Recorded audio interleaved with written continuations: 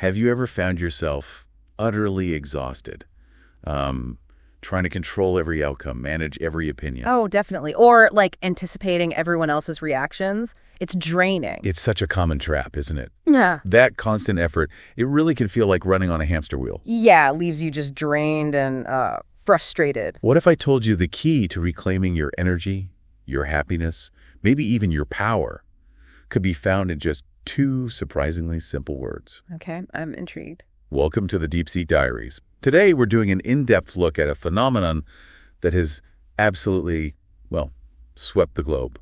Right. It's the let them theory, a life-changing tool that millions of people can't stop talking about, by Mel Robbins and Sawyer Ross. Oh, yeah, Mel Robbins. Yeah, big name. And this book came out pretty recently, right? December 2024? That's right, December 24, 2024. And get this, it's already sold over 5 million copies. Wow, 5 million. That's huge. Huge. #1 on the New York Times, Sunday Times, Amazon, Audible bestseller lists. It's everywhere. So it's clearly resonating with people. Massively. And for anyone listening who's seeking mastery and genuine personal growth, this isn't just, another self-help book. Right. It sounds like something more fundamental. Exactly. It's a profound invitation to reclaim your personal power and really define your own path to success and, well, joy. Before we really dive into the heart of this theory, a quick note. If you're already finding this deep dive insightful, please hit that subscribe button and like this video. It truly helps us bring you more content like this. This podcast is known as the Deep Sea Diaries, and you can find us on the major social media platforms like YouTube, Instagram, Facebook. Link in the description section are all the resources and discussion today, including books, websites, and so on. Please go through our terms and conditions as soon as you can. Now sit back and enjoy the podcast. Okay, so we're talking about a transformative idea here. What's the fundamental problem Mel Robbins identifies that these 2 words, let them, aim to solve? And how do they actually work? Well, what's fascinating is how directly Mel Robbins addresses it. She basically says, the problem isn't you. The problem is the power you unknowingly give to other people. That's a powerful statement itself. It is. And the solution, those 2 words, let them, it's all about reclaiming your freedom. Your freedom from the constant pressure of what others think, the drama, the judgments. So it's about detachment. Well, yes and no. Yeah. The book introduces these 2 concepts that work together. Let them, which is about, letting go of control over others, what they do, what they think. What? But just as important is let me.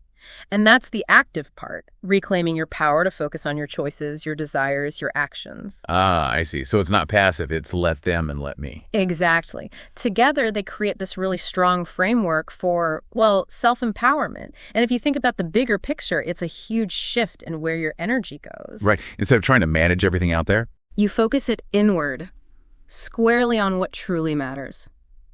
You, your happiness, your goals, your life. Let's say a colleague gives you some negative feedback, maybe unsolicited, on a project you really cared about. Okay. Happens all the time. Right.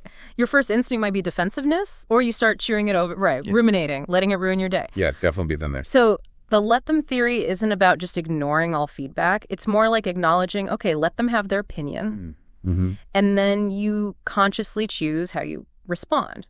You decide if you want to let it go, or maybe you refine your work based on valid points, but you don't let the subjective judgment hijack your energy. Like a mental circuit breaker. Exactly. That's a great way to put it. And that fits perfectly with the Mel Robbins podcast, that sort of no-nonsense, science-backed approach. She often brings in cognitive psychology concepts, like how rumination traps us. Right.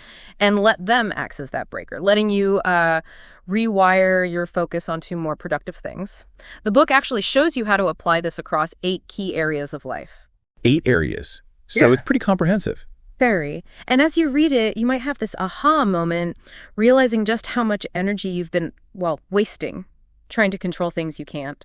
At work, in relationships, chasing goals. And how that's maybe holding you back from, the happiness you deserve. Precisely. It's about redirecting that wasted energy. That distinction between let them and let me really makes it feel active, not passive. It sounds incredibly empowering. But speaking of taking back power, could let them ever be sort of misunderstood, like as being indifferent, especially in close relationships? That's a really important point, and yeah, the book does address that nuance quite well. Okay, good. It's not about becoming indifferent or cold. It's about conscious disengagement from the things you genuinely cannot control. Right, the uncontrollable stuff. Exactly, and that frees you up to actively engage with what you can control, what you can influence, including your own responses and actions within those relationships. That makes sense. And Mel Robbins herself, she has a lot of credibility in this space. Oh, absolutely. Her background is, well, pretty undeniable. She's a #1 New York Times bestselling author.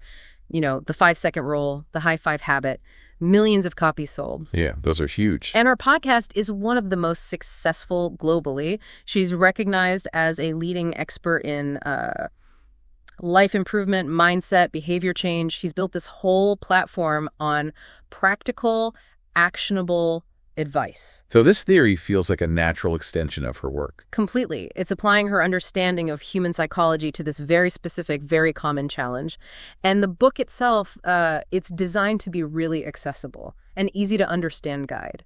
How does she make it easy? Is it just theory? No, not at all. She weaves in lots of relatable stories from her own life, which makes it really engaging. Okay, that helps. Yeah, plus key takeaways are highlighted, there's relevant research cited, and she brings in insights from, like, world-renowned experts in psychology, neuroscience, relationships, happiness, even ancient wisdom traditions. Wow, so it's well supported. Definitely. And you see that reflected in the customer feedback, too. People consistently say it's well-written, clear, easy and enjoyable reading.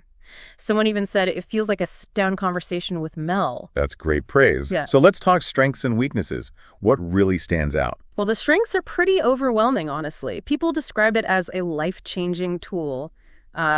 Truly outstanding and life-changing. High praise indeed. Yeah, and the core idea itself. So simple, yet so incredibly powerful. That comes up again and again. It's seen as deeply empowering, helping you take back your power, make bold moves. What kind of relief are people reporting? Many mention instant relief. They find it helps them stop constantly worrying about what others think. Ditching perfectionism, getting out of their own way, stopping the waste of time and energy on uncontrollable things, cutting down on rumination, negative self-talk, and that constant negative comparison cycle. It covers a lot of ground. It really does. Plus, folks appreciate the writing, calling it fantastically written with nice explanations of the psychology and science behind the ideas. Okay, so mostly strengths. Any weaknesses mentioned? Anything people should be aware of? Very few, actually. One minor point that came up in a customer review was about a bit of redundancy within chapters sometimes, like repetitive use of parallelism. Okay, like hammering a point home maybe a bit too much? Sort of, yeah. But the advice, even from that reviewer, was basically, look, it's okay to skim those specific parts if you feel that way. Right. Each chapter still offers unique, valuable insights, and the core messages don't just repeat chapter to chapter. So it's a minor stylistic thing for some, not a deal breaker on the content. You know, hearing about this let them concept, it just makes me think about how much energy I've probably wasted on situations totally out of my control. It really is a paradigm shift. It really can be. So who would truly benefit most from diving into the let them theory? Who is this really for? Honestly, it feels like it's for almost anyone who feels, well, stuck or overwhelmed or frustrated. Pretty broad audience then. Yeah, I mean, whether you're looking to advance your career or maybe motivate others or take creative risks. Or just improve relationships. Absolutely. Find deeper connections, build better habits, maybe start a new chapter in life, or just simply create more happiness day to day. It's really positioned as, and reviewers seem to agree, a must for everyone's book collection. So it's not just about ignoring people, it's more nuanced. Much more. It's about learning to tell the difference between, say, useful feedback and someone else's projected anxiety. Oh, God. And then consciously choosing not to absorb that anxiety yourself. It's actually a pretty sophisticated form of emotional self-regulation when you think about it. That makes perfect sense. Yeah. So this isn't just abstract theory. What tangible steps or mindsets does the book actually equip you with? How can listeners put this into practice, like today? Right. It's very focused on practical application. The book gives you concrete, actionable strategies. That is. Well, you learn how to stop wasting energy on things you can't control. Specific techniques. And how to stop comparing yourself to others, which is huge for so many people. Definitely. It shows you how to break free from fear and self-doubt, how to release the grip of other people's expectations, which can be suffocating. Crucially, it guides you on building better friendships, creating the love you deserve. It's about pursuing what truly matters to you, with confidence. Building resilience, too. Yes, building resilience against everyday stressors and distractions. And ultimately, it's all geared towards helping you define your own path to success, joy, and fulfillment, not someone else's version of it. And that framework you mentioned, the let them and let me. That's the core mechanism. As one customer review put it perfectly, it's simple yet so incredibly powerful. That's the practical tool you walk away with. We've unpacked the core theory, and hopefully you're enjoying this deep dive so far.